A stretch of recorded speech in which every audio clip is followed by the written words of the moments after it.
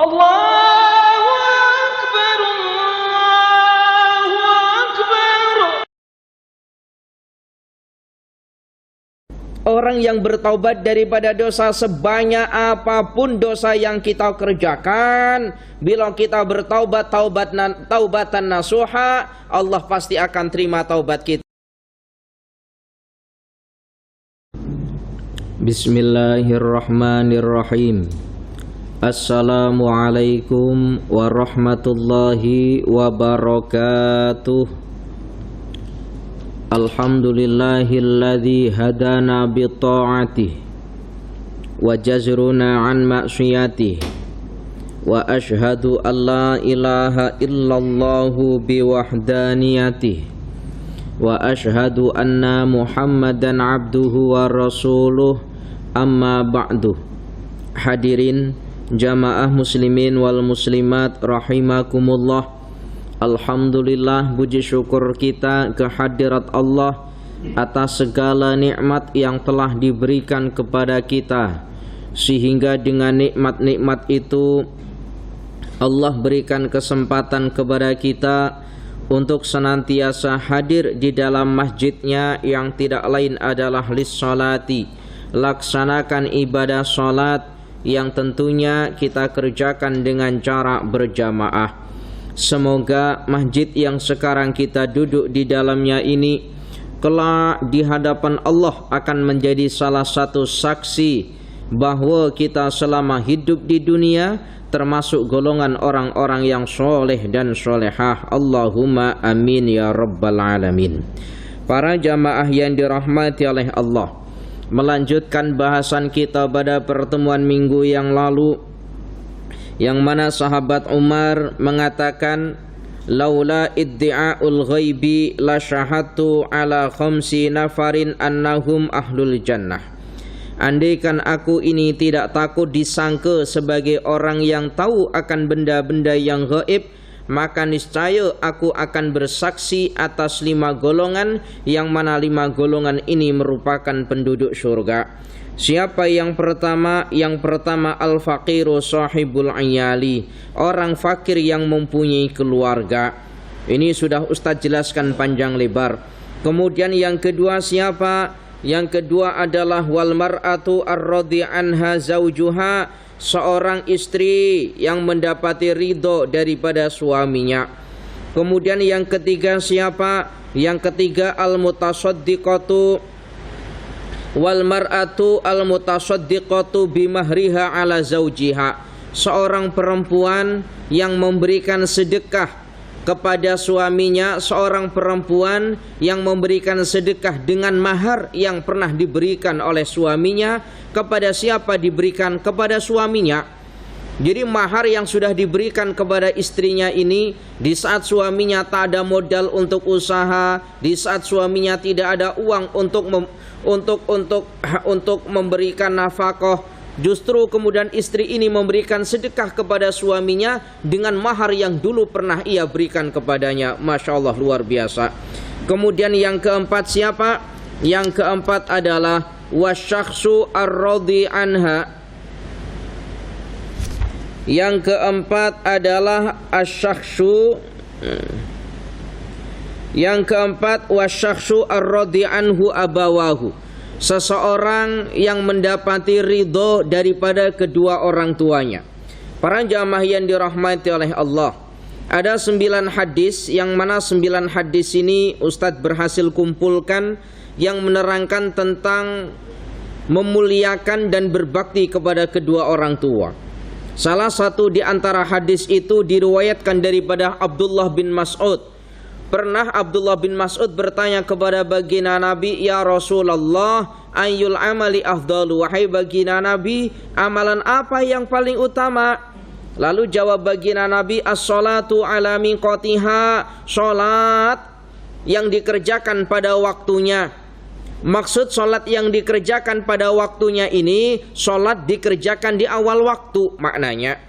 Kemudian yang kedua, kemudian Ibnu Mas'ud pun bertanya, summa ayyun ya Rasulullah, kemudian apalagi amalan yang paling utama?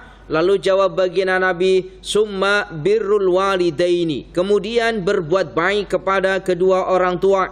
Lalu bertanya lagi Ibnu Mas'ud, summa ayun ya Rasulullah, kemudian apa lagi wahai Rasulullah? Lalu baginda Nabi sallallahu alaihi wasallam menjawab, al jihadu fi sabilillah, jihad fi sabilillah, berperang di jalan agama Allah.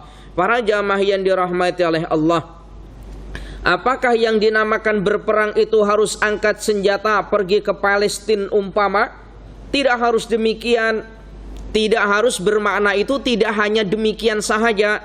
Dalam hadis yang lain disebutkan daripada Abdullah bin Amr, yaqulu jaa rajulun ilan nabi sallallahu alaihi wasallam. Abdullah bin Amr menceritakan ada seorang laki-laki yang mana laki-laki itu berjumpa dengan baginda Nabi sallallahu alaihi wasallam.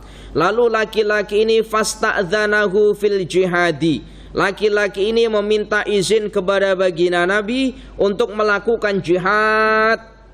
Lalu apa jawab baginda Nabi? Faqala lahu Rasulullah sallallahu alaihi wasallam, baginda Nabi kata kepada orang laki-laki ini, wahai engkau laki-laki, adakah orang tuamu masih hidup? Ahayyun walidaka? Lalu jawab laki-laki ini, qala na'am, iya wahai baginda Nabi masih hidup. Lalu apa kata baginda Nabi? Qala fa fihima fajahid, merawat keduanya itu juga termasuk dihukumi jihad. Merawat kedua orang tua juga dihukumi jihad. Masya Allah. Para jamaah yang dirahmati oleh Allah, dalam hadis yang lain menggunakan redaksi atau menggunakan kalimat yang berbeda. Ja'a rajulun ila Rasulillah sallallahu alaihi wasallam. Datang, ini hadis yang diriwayatkan sama oleh Abdullah bin Amr. Telah datang seorang laki-laki di hadapan baginda Nabi. Faqala, maka laki-laki ini pun berkata, jitu ubayyi'uka 'alal hijrati, wahai baginda Nabi, baiatlah aku untuk melakukan hijrah. Dulu pernah baginda Nabi melakukan hijrah daripada Mekah menuju kepada Madinah. Wataraktu abawai yabkiyani, wahai baginda Nabi, baiatlah aku untuk melakukan hijrah bersamamu. Aku ini telah meninggalkan kedua orang tuaku. Di saat aku meninggalkan keduanya, orang tuaku ini yabkiyani, dalam keadaan menangis. Lalu apa jawab baginda Nabi? Faqala irji, baginda Nabi kata, pulanglah engkau wahai laki-laki. Fa'adhikhuma kama abkaitahuma, pulanglah wahai laki-laki, buatlah keduanya tertawa sebagaimana engkau menjadikan keduanya menangis. Bermakna bagaimana? Baginda Nabi tak izinkan ia untuk melakukan hijrah, justru disuruh untuk kembali kepada orang tuanya supaya orang tuanya itu dalam keadaan gembira, sebab ketika ditinggalkannya ia dalam keadaan menangis. Masya Allah, tabarakallah. Para jamaah yang dirahmati oleh Allah, kemudian dalam hadis yang lain, Masya Allah, dalam hadis yang lain disebutkan riwayat daripada sahabat Anas bin Malik. Qala Rasulullah sallallahu alaihi wasallam, sahabat Anas bin Malik meriwayatkan telah berkata siapa Rasulullah sallallahu alaihi wasallam, man ahabba an yumadda fi umrihi, sesiapa yang senang atau siapa yang menginginkan atau yang menghendaki dipanjangkan umurnya, wa yuzadu fi rizqihi, dan sesiapa yang nak ditambah rizkinya, kata baginda Nabi, falyabarra walidayhi, maka hendaklah berbuat baik kepada kedua orang tuanya. Masya Allah. Sesiapa yang nak dipanjangkan umurnya, sesiapa yang nak ditambah rizkinya, apa kata baginda Nabi? Buat bahagia kedua orang tuanya, bahagiakan kedua orang tuanya. Wal yasil rahimahu, lalu baginda Nabi lanjutkan, wal yasil rahimahu, dan menyambung silaturahim. Menyambung silaturahim kepada siapa? Tentu kepada sesama orang muslim.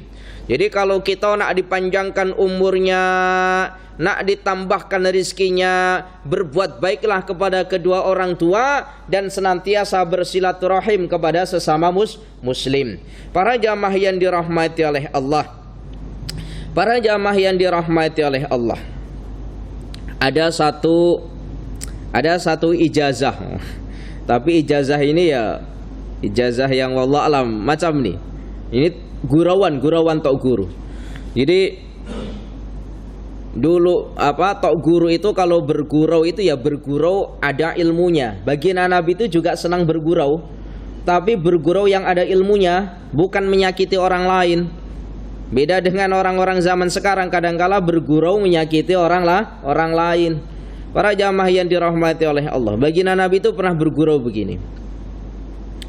Ada orang tua bertanya, ada perempuan tua bertanya kepada baginda Nabi, "Wahai baginda Nabi, aku nanti masuk surga apa masuk neraka wahai baginda Nabi?" Lalu apa jawab baginda Nabi, "Wahai orang tua, nanti di surga tak ada orang yang umpama engkau." Wahai orang tua, nanti di surga tak ada orang tua umpama engkau. Orang tua ini menangis macam mana wahai baginda Nabi? Kalau tak ada orang tua macam aku, macam mana wahai baginda Nabi? Lalu baginda Nabi teruskan, "Wahai orang tua, nanti di surga itu tidak ada orang tua, yang ada semuanya muda. Yang tua kembali muda." Tersenyumlah perempuan ini, Masya Allah. Kemudian ada lagi orang tengah naik unta. Lalu baginda Nabi kata, "Wahai engkau tuan, tak kasihankah kau naik anak unta?" Wahai baginda Nabi, ini bukan anak unta. Wahai baginda Nabi, ini unta tua, katanya. Lalu baginda Nabi kata, "Wahai tuan, unta ini dilahirkan daripada hayawan apa?" "Ya hayawan unta." Berarti maknanya unta ini adalah anak unta, bukan anak gajah ataupun anak kuda. Betul kan? Betul kan? Anak unta. Ya Allahu ya Karim. Itu tok guru itu pernah begini, pernah buat gurauan begini. "Bila kau nak panjang umurnya," kata tok guru, "bila kau nak panjang usiamu, maka perbanyaklah hutangmu," katanya. Apa maknanya? Bila kita ni nak panjang umur kita, perbanyaklah hutang. Kenapa? Sekalipun kau sakit, pasti orang yang kau hutangi itu akan mendoakan kamu, "Ya Allah, jangan mati dulu ya Allah, belum bayar hutangnya ya Allah." Begitulah. Jadi kalau nak panjang umurnya, perbanyak hutang. Niscaya banyak orang yang mendoakan supaya jangan mati. Para jamaah yang dirahmati oleh Allah, ya Allahu ya Karim. Yaitu gurauan-gurauan ulama-ulama dulu itu ya ada ilmunya. Para jamaah yang dirahmati oleh Allah, mendoakan orang mati itu hukumnya haram. Setuju enggak apa kata saya? Mendoakan orang mati itu hukumnya haram. Setuju ya? Nanti kata, "Wah ustaz nih bid'ah pula nih ustaz nih." Mendoakan orang mati itu hukumnya haram. Perhatikan molek-molek. Mendoakan orang mati, orangnya hidup didoakan mati. Nah ini hukumnya haram. Nggak boleh mendoakan orang mati itu nggak boleh. Boleh paham ya kalimat saya? Jangan sampai salah. Orangnya masih hidup didoakan mati. Nah ini berarti mendoakan orang mati itu nggak boleh, haram hukumnya. Para jamaah yang dirahmati oleh Allah, ya Allahu ya Karim. Kemudian yang terakhir, perihal tentang 5 golongan yang menjadi penduduk surga. Kata sahabat Umar, "Wa taibu minadz-dzambi," orang yang bertaubat daripada dosa. Orang yang bertaubat daripada dosa sebanyak apapun dosa yang kita kerjakan, bila kita bertaubat taubatan nasuha, Allah pasti akan terima taubat kita. Kalau sudah diterima taubatnya macam mana? Maka diterangkan dalam salah satu hadis, Allahu afraha bi taubati taibi minadz dzam'anil waridi wa minal aqimil walidi wa minadh dhalil wajidi. Faman taba ilallahi taubatan nasuha ansallahu hafizihi wa jawarihahu wa biqa'al ardi kullaha khotoya wa dhunubahu. Apa makna daripada hadis ini? Sesungguhnya Allah lebih gembira dengan taubat seseorang daripada gembiranya orang yang sangat haus datang ke tempat air. Maknanya begini, orang itu kalau haus, kalau dahaga sangat, kalau tak minum mati. Lalu dia ini jumpa air, itu bahagianya macam mana? Bahagia sekali ya Allah, bahagia sekali, betul kan? rasa bahagia yang semacam itu lebih bahagia Allah, lebih bahagia Allah ketika melihat hambanya itu bertaubat. Allah sangat senang sekali kalau melihat hambanya bertaubat. Boleh paham ya perumpamaan saya ya? Para jamaah yang dirahmati oleh Allah. Itu saya ingat sekali ada satu kisah. Itu Imam Al-Ghazali kalau tidak salah, kalau tidak pengarang kitab Al-Hikam menceritakan. Jadi ada satu kisah seorang raja memanggil orang soleh atau orang ahli ilmu. Dipanggilnya di hadapan sang raja. Wahai engkau orang soleh, wahai engkau orang ahli ilmu, apa yang kau minta di hadapanku sekarang ini pasti aku akan berikan. Kata sang raja kepada orang soleh, kepada orang ahli ilmu. Lalu orang yang ahli ilmu ini atau orang soleh ini mengatakan, tidak wahai raja, aku tak nak memohon apapun kepada engkau, kalau engkau pun juga masih memerlukan sesuatu. Wahai sang raja, aku tak nak meminta kepada engkau sementara engkau masih memerlukan sesuatu. Maka dipanggil lagi. Ketika orang soleh ini pergi daripada keluar, sang raja ini penasaran. Jarang-jarang orang diminta untuk minta sesuatu lalu dia tak nak sesuatu, pasti dia nak minta sesuatu. Tapi orang soleh ini tak nak. Dipanggil lagi, wahai engkau orang soleh, aku penasaran, kenapa engkau tidak meminta sesuatu ketika aku memohon kepada engkau untuk meminta sesuatu pasti aku akan berikan. Ternyata engkau menolaknya. Ada apa? Lalu orang soleh ini berkata demikian, wahai sang raja, engkau sekarang memiliki kerajaan yang mewah, engkau memiliki istana yang mewah. Andaikan engkau di tengah-tengah padang pasir, lalu engkau haus, engkau tidak ada air, dan andaikan engkau tidak minum, engkau mati. Sementara aku punya air 1 cawan. Andaikan aku buat pilihan, pilih mana antara engkau meninggalkan kerajaanmu atau engkau memilih secawan air ini wahai raja. Ketika di tengah-tengah padang pasir, haus, bila tak minum mati, lalu aku tawarkan kepada engkau, engkau pilih mana? Kerajaanmu atau kau minum segelas air ini tapi meninggalkan kerajaanmu? Lalu jawab raja, tentu aku memilih secawan air, meskipun aku harus meninggalkan kerajaan. Sampai segitunya. Maknanya bagaimana? Maknanya apapun yang dimiliki apapun kita miliki di dunia ini, pada hakikatnya kita masih memerlukan sesuatu daripada Allah. Umpama tadi, di saat di tengah-tengah di padang pasir, dia diberi apa saja pasti tak nak. Kau pilih mana? Umpama kita di tengah-tengah padang pasir, haus, bila kita tak minum kita mati. Lalu ada orang tawarkan dengan segenggam emas, dengan satu cawan air. Kita pilih mana agak-agak? Kita pilih 1 cawan air. Ya Allahu ya Karim. Para jamaah yang dirahmati oleh Allah, sesungguhnya Allah lebih gembira dengan taubatnya seseorang daripada gembiranya orang yang sangat haus, yang pada saat itu ia datang di tempat air. Lalu lebih gembira lagi Allah dibandingkan dengan orang yang mandul. Apa orang yang mandul? Orang yang belum punya anak itu loh. Mandul ya. Dibandingkan dengan orang yang mandul, kemudian dia ini punya anak. Jadi ketika dia mandul lama sedih lalu punya anak, itu kan gembiranya luar biasa. Sangat senang sekali. Tetapi masih tetap senangnya Allah terhadap hambanya yang bertaubat. Ya Allahu ya Karim.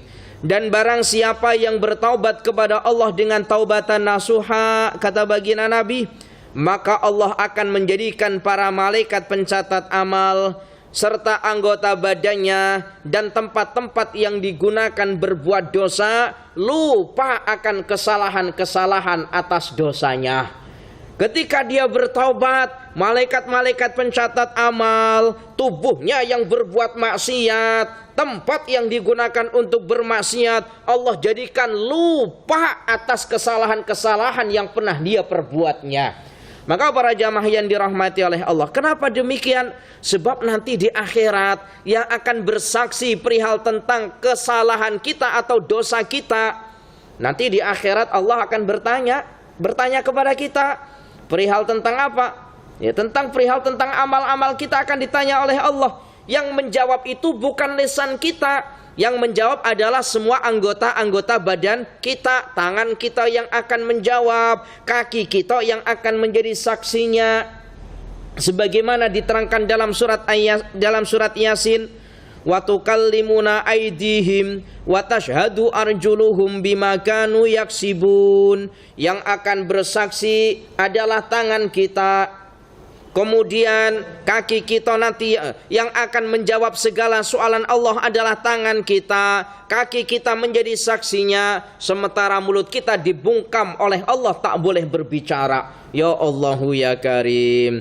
Tapi bilanya kita sudah bertaubat, semua anggota badan kita sudah lupa dengan dosa-dosa yang kita kerjakan.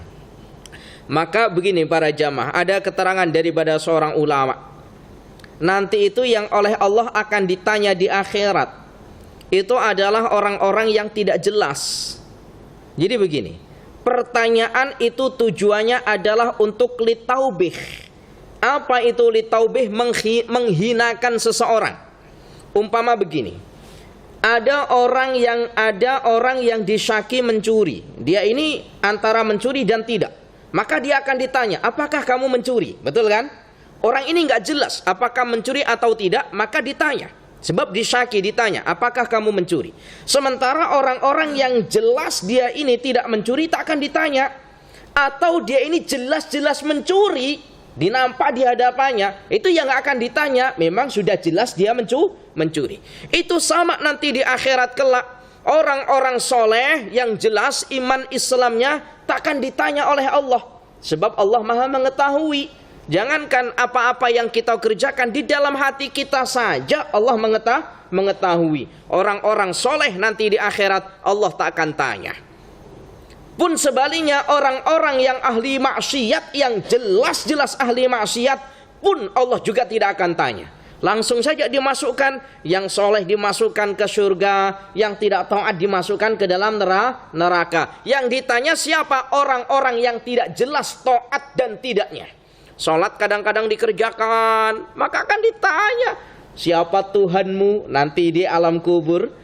Siapa Tuhanmu? Man rabbuka, siapa Tuhanmu? Man nabiyuka, siapa nabimu? Sebab nggak jelas ketika berada di dunia. Kadang-kadang sholat, kadang-kadang tidak sholat, kadang-kadang taat, kadang-kadang maksiat. Inilah nanti yang akan ditanya. Sementara orang-orang yang soleh, ketika malaikat bertanya, siapa Tuhanmu? Sepatut kita kena tersinggung. Wahai malaikat, ketika berada di dunia ini aku adalah orang yang taat. Tersinggung kau tanya siapa Tuhanku? Pasti Allah. Nah ini, sepatut demikian. Maka nanti yang akan ditanya orang-orang yang tidak jelas. Agak-agak kita ini orang yang jelas atau orang yang macam mana agak-agaknya? Ya Allah ya Karim. Para jamaah yang dirahmati oleh Allah. Kemudian nasihat yang kedua daripada Syekh Nawawi. Tadi sudah habis bahasan kita 5 golongan yang menjadi penduduk surga. Nasihat yang kedua, Syekh Nawawi Al-Bantani di dalam kitabnya beliau menuliskan kalimat yang bersumber daripada sahabat Umar. Khamsun hunna alamatul muttaqin. Ada lima perkara, yang 5 perkara ini menjadi tanda-tanda orang yang bertakwa, kata sahabat Umar. Ya Allah ya Karim. Ada 5 perkara, yang 5 perkara ini tanda-tanda orang yang bertakwa. Apa saja? Yang pertama kata sahabat Umar, awwaluha alla yujalisa illa man yuslihud dina ma'ahu wa yaghlibul farja wal lisana. Yang pertama, alla yujalisa illa man yuslihad dina ma'ahu wa yaghlibul farja wal lisana. Yang pertama apa? Tanda-tanda orang yang bertakwa. Yang pertama kata sahabat Umar, tidak duduk atau berkahwan kecuali kepada orang yang boleh menjadikan dirinya lebih baik dalam urusan agama. Boleh paham ya kalimat ini ya? Tidak duduk atau tidak berkumpul, tidak berkahwan kecuali dengan orang yang orang itu boleh menjadikan baik terhadap urusan agamanya. Tentu yang dimaksud di sini adalah berkawan dengan orang-orang soleh, bukan berkawan dengan golongan orang-orang zalim. Wa yaghlibul farja, para jamaah yang dirahmati oleh Allah, dan boleh menahan kemaluannya, berkawan dengan orang-orang yang mana asbab orang ini dia boleh menahan daripada syahwatnya, tidak menjadikan orang ini terjerumus dalam perkara-perkara syahwat. Wal lisana, dan selamat daripada lisannya. Kita duduk dengan orang ramai. Biasa kalau sudah duduk dengan orang ramai, itu kebiasaannya lisan kita ini tidak selamat. Tidak selamat daripada apa? Tidak selamat daripada menghibah, membicarakan keburukan orang lain. Maka yang demikian ini tidaklah termasuk di antara tanda-tanda orang yang bertakwa. Berkumpullah dengan orang yang mana kumpul kita dengan orang itu boleh menjadikan agama kita molek. Berkumpullah dengan orang yang dengan berkumpulnya dengan orang tersebut boleh terjaga daripada lisan kita. Ya Allahu ya Karim. Boleh paham ya kalimat ini ya? Alhamdulillah. Para jamaah yang dirahmati oleh Allah, Imam Al-Ghazali, jadi molek atau tidaknya seseorang itu sangat berpengaruh kepada kawasan mana kita bertempat. Molek atau tidaknya seseorang itu sangat terpengaruhi terhadap kawan mana kita berkawan. Imam Al-Ghazali beliau mengatakan, sesiapa yang sering duduk bersama 8 kelompok atau 8 orang ini, Allah akan memberikan 8 perkara. Sesiapa yang duduk dengan 8 kelompok ini atau 8 golongan ini, maka Allah akan memberikan 8 perkara. Siapa saja?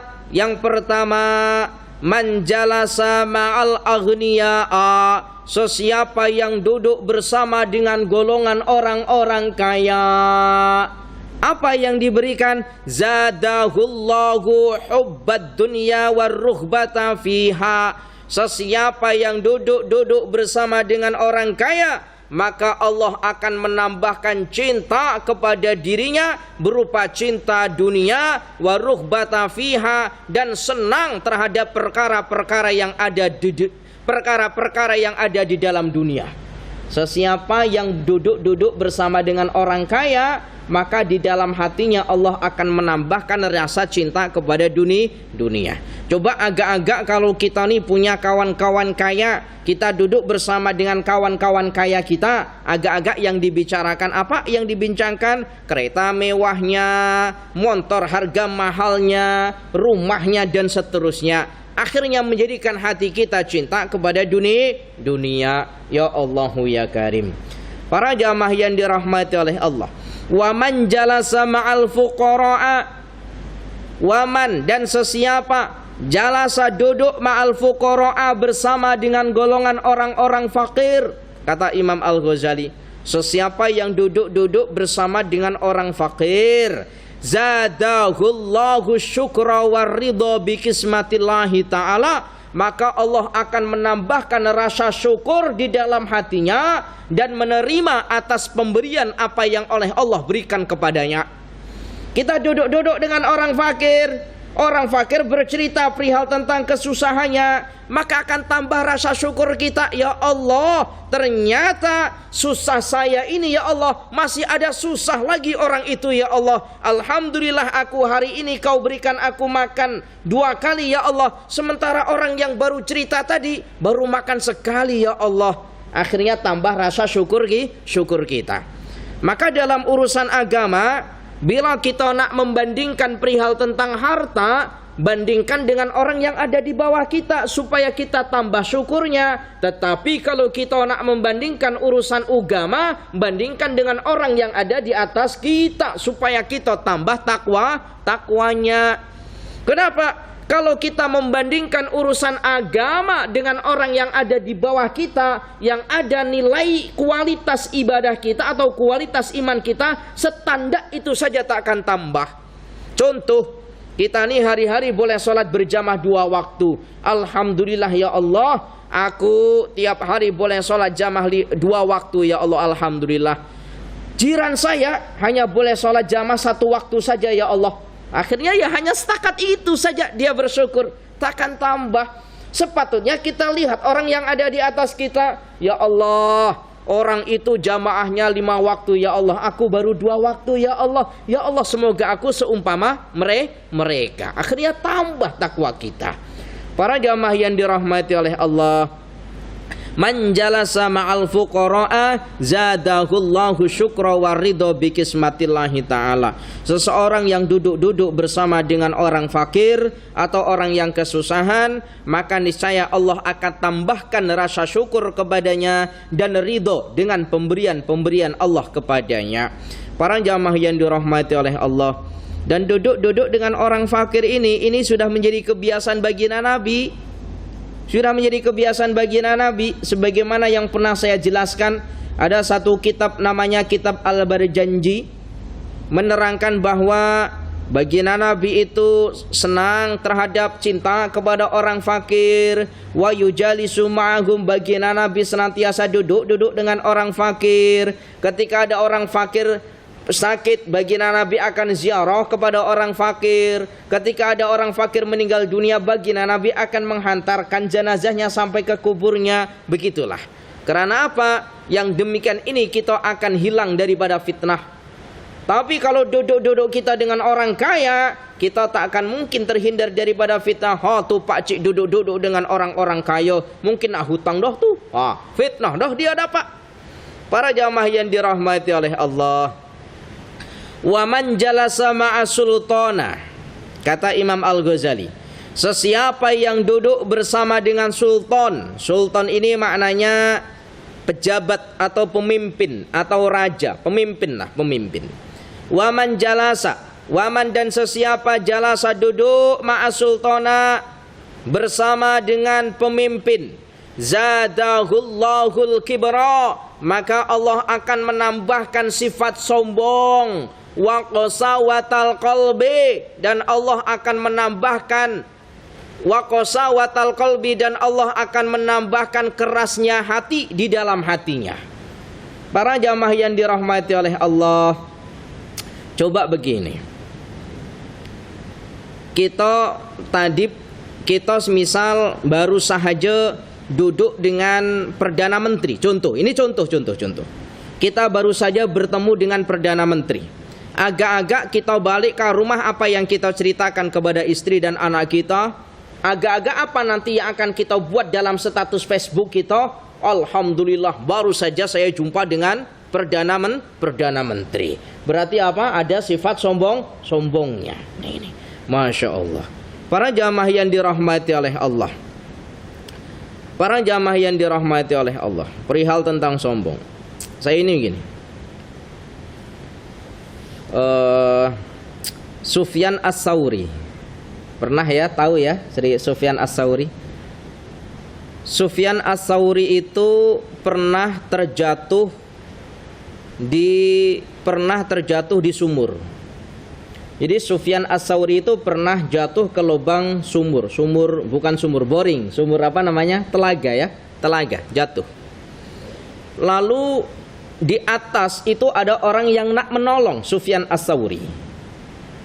Sufyan As-Tsauri itu sempat bertanya kepada orang yang menolong, wahai engkau orang yang di atas nak menolong aku, apakah engkau pernah belajar kepadaku? Maka jawab orang yang ada di atas yang nak menolong, betul wahai Sufyan As-Tsauri, kami ini adalah anak muridmu. Lalu apa jawab Sufyan As-Tsauri? Tak payah dah kau tolong aku. Ini nanti saya jelaskan cirinya. Lalu ada orang lagi nak menolong. Ditanya lagi, wahai engkau tuan, apakah engkau kenal aku? Apakah engkau pernah belajar kepadaku? Tak. Lalu macam mana kau nak tolong aku? Sebab aku kasihan saja kau duduk di bawah. Nanti mati kau, aku nak tolong engkau. Karena aku berbelas kasihan kepada engkau. Akhirnya ditolong. Sufyan As-Tsauri menerima pertolongan orang ini. Lalu ditanya, wahai Sufyan As-Tsauri, ketika engkau ditolong oleh murid-muridmu, engkau menolak. Sementara engkau ditolong oleh orang lain yang dia tidak mengenalmu, justru kau menerima pertolongannya. Apa maknanya wahai Sufyan Ats-Tsauri? Lalu jawabnya Sufyan Ats-Tsauri begini, wahai engkau orang yang bertanya, ketika aku jatuh di lubang sumur ini, lalu aku ditolong oleh murid-muridku, lalu aku menolaknya karena aku takut. Murid-muridku itu menolong aku disebabkan nak imbal balik atas kebaikan yang aku berikan kepadanya. Aku pernah mengajarnya. Lalu dia ini menolong aku karena dia tahu kalau aku ini pernah mengajarnya. Aku takut kalau mereka menolong aku asbab aku adalah gurunya, berarti orang yang pernah mengajarnya. Aku takut ikhlasnya dia menolong itu tidak ada. Boleh paham nggak kalimat saya? Boleh paham ya? Karena apa? Karena asbab menolongnya itu asbab anak muridnya. Kalau bukan anak muridnya, mungkin dia tidak akan menolongnya. Maka aku takut orang yang menolong tadi yang tidak lain anak muridku. Aku takut selama dia menolong aku itu asbab karena dia ini anak muridku, yang andaikan dia bukan anak muridku maka dia tidak akan menolongku. Maka aku takut belajar ilmunya itu tidak ikhlas. Lalu yang kedua, orang itu menolong tidak kenal dengan aku bersedia untuk ditolong karena mereka tidak tahu siapa aku. Berarti menolongnya ini betul-betul ikhlas karena tidak mengenal siapa orang itu. Paham ini ya? Pertanyaan begini, kalau kita dihutang oleh orang yang orang itu kenal dengan kita dihutang dengan orang yang orang itu tidak kenal dengan kita, agak-agak kita nak hutang yang mana? Nak berikan hutang yang mana? Ada, kita ini punya kawan hutang dengan kita. Pertama. Yang kedua, ada orang yang kita tidak kenal lalu nak berhutang dengan kita, agak-agak yang kita hutang itu yang mana? Yang kita kenal atau yang tidak kenal? Jujurlah yang kenal Ustaz. Kalau yang tidak kenal takut tidak dikembalikan. Berarti menghutangi kita ini karena asbab kita itu kenal. Menolongnya asbab kita kenal. Sementara sepatutnya menolong itu kita tidak mengenal siapapun itu, kalau perlukan pertolongan maka kita akan tolong. Sementara orang yang tidak kita kenal itu tak payah hutang. Nah, ini akhirnya apa? Kita menolong pilih orang. Boleh paham ya kalimat ini ya? Ya Allah ya Karim. Sampai segitunya dalam ilmu tasawuf itu. Ya Allah. Para jamaah yang dirahmati oleh Allah. Maka saya ini Masya Allah, saya ini jujur, saya ini termasuk orang yang banyak tidak mengenal anak-anak murid saya itu, banyak tidak mengenal. Kadang-kadang jalan di KB Mall jumpa dengan laki-laki atau perempuan, Ustaz, saya anak murid Ustaz, saya pun tak kenal. Tapi dia kata pernah belajar kepada saya. Dan saya memang thariqat saya tidak mengingat-ingat siapa orang yang pernah belajar kepada saya, sekalipun mungkin jamaah, saya tidak akan mengingat-ingat orang itu duduk di mana, siapa namanya. Kenapa? Saya takut ketika nanti semisal saya pergi kemana, lalu dalam pikiran saya, tak apalah, nanti saya makan boleh ziarah kepada orang yang saya kenal tadi itu. Akhirnya apa? Akhirnya saya memanfaatkan dengan apa yang pernah saya berikan, kemudian saya memanfaatkan untuk singgah, untuk cari makan, untuk singgah cari minum. Saya tak nak yang demikian ini, karena banyak yang demikian ini banyak. Ya Allahu ya Karim. Para jamaah yang dirahmati oleh Allah. Waman jalasa ma'an nisa'i, kata Imam Al-Ghazali. Waman, adapun sesiapa jalasa duduk ma'an nisa'i bersama dengan perempuan, ma'an nisa'a bersama dengan perempuan. Sesiapa yang duduk bersama dengan perempuan, zadahullahul jahla wa syahwaha, maka Allah akan menambahkan kebodohan terhadap dirinya dan menambahkan syahwat kepada dirinya. Para jamaah yang dirahmati oleh Allah, orang itu kalau sudah duduk dengan lawan jenisnya, akal sehatnya itu sudah tidak terpakai. Betul, sudah tidak terpakai. Siapapun itu kalau sudah duduk dengan lawan jenisnya, akal sehatnya tidak terpakai. Para jamaah yang dirahmati oleh Allah, ya Allahu ya Karim. Maka di dalam ayat Al-Quran sekali lagi Allah mengatakan wala taqrabuz zina. Apa sih Ustadz hukumnya duduk kita dengan perempuan atau perempuan duduk dengan laki-laki yang di situ tidak ada orang lain, duduk bersebelahan, umpama hanya dua orang, apa hukumnya? hukumnya adalah haram. Kenapa? Wala taqrabuz zina, Allah sampaikan dalam ayat Al-Quran, jangan pernah kau dekati zina. Asbab melakukan perbuatan zina, mula-mula duduk bersebelahan, berbicara, nyaman-nyaman, akhirnya melakukan perbuatan yang lebih. Maka Allah sudah tegaskan, wala taqrabuz zina. Maka para jamaah yang dirahmati oleh Allah, hati-hati punya anak yang anak itu terbiasa main sosial media, Facebooknya, TikToknya, Whatsappnya, dan sebagainya. Terkadang anak kita nampak duduk-duduk kak bilik seorang, tapi pada hakikatnya kanan, kiri, depan, dan belakangnya banyak orang. Apa maknanya? Duduk di hadapan handphone, yang di dalam handphone itu beratus-ratus kawan tengah berbicara dengannya. Hati-hati. Para jamaah yang dirahmati oleh Allah, maka sekarang ini kita tengok agak-agak anak kita ini berbicara dengan orang tua, lebih banyak mana berbicaranya anak kepada orang tua atau anak dengan orang lain? Itu agak-agak banyak mana? Rasanya banyak berbicara dengan orang lain.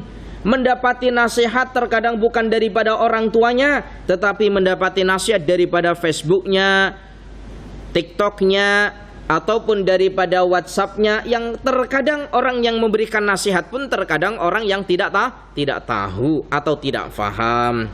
Wa man jalasa ma'as sibyana, kata Imam Al-Ghazali, sesiapa yang duduk bersama dengan sibyan. Sibyan ini maknanya budak-budak atau anak kecil. Zadallahu lahwa wal mizaha, maka Allah akan menambahkan lalai dan bergurau dan bersendau gurau. Sesiapa yang duduk-duduk dengan anak-anak kecil atau dengan budak, maka Allah akan tambahkannya lalai. Lalai umpama kita ada anak-anak kecil, kita main-main bersama dengan anak kecil, lalai dah kita nih, lalai dah masuk waktu sholat, masih asik bermain dengan anak-anak atau dengan cucu-cucu kita mungkin. Para jamaah yang dirahmati oleh Allah, wa man jalasa ma'al fusaq, kata Imam Al-Ghazali, sesiapa yang duduk bersama dengan golongan orang-orang fasik, Zadahullahul jur'ata ala dhunubi wal ma'asi wal ikdami 'alaiha wat taswifi fit taubati. Sesiapa yang duduk bersama dengan orang-orang fasik, Allah akan menambahkan berani berbuat dosa dan kemaksiatan. Duduk-duduk dengan orang fasik,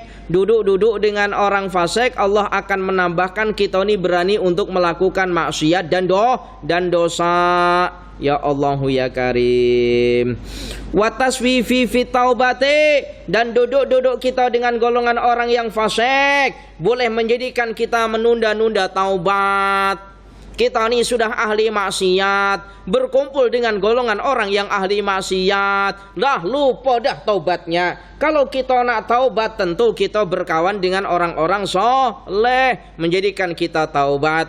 Para jamaah yang dirahmati oleh Allah, wa man jalasa ma'al ulama'a, sesiapa yang duduk bersama dengan golongan para ulama, apa kata Imam Al-Ghazali? Zadahullahul ilma wal wara'a, maka Allah akan menambahkan kepadanya sifat wara' dan menambahkan kepadanya berupa ilmu.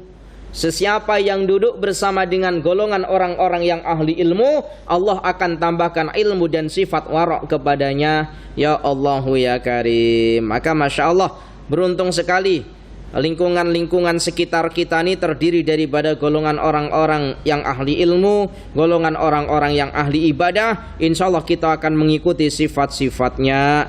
Wa man jalasa ma'as sholihin, kata Imam Al-Ghazali, sesiapa yang duduk-duduk bersama dengan golongan orang soleh, zadahullahur rughbata fit ta'ati, maka Allah akan menambahkan perasaan cinta kepada amalan-amalan atas ketaatannya. Sesiapa yang duduk-duduk bersama dengan orang yang soleh, maka Allah akan tambahkan rasa cinta atas amalan-amalannya. Ya Allahu ya Karim. Para jamaah yang dirahmati oleh Allah, duduk kita di dalam masjid, insya Allah semuanya ini golongan orang yang soleh. Kita duduk di dalam masjid semacam ini yang asalnya mungkin orang itu tidak cinta atau kurang terbiasa berzikir. Mungkin orang itu kurang terbiasa mendengarkan nasihat agama, tapi karena duduk bersama dengan golongan orang-orang soleh, wa insya Allah dia pun boleh senang berzikir. Selepas assalamualaikum, tidak terus langsung pergi, tetapi ikut zikirnya imam dan para jamaah-jamaah yang lain, karena berkumpul dengan golongan orang yang soleh. Para jamaah yang dirahmati oleh Allah, Masya Allah, itu ada 8 golongan yang apabila kita duduk bersama dengan 8 golongan itu, maka Allah akan menambahkan 8 perkara. Apa saja? Itu tadi Ustadz yang sudah baca. Al-afu minkum. InsyaAllah kita lanjutkan pada pertemuan yang akan datang, InsyaAllah. Al-afu minkum ihdinas siratal mustaqim. Mohon maaf apabila ada kesalahan. Assalamualaikum warahmatullahi wabarakatuh.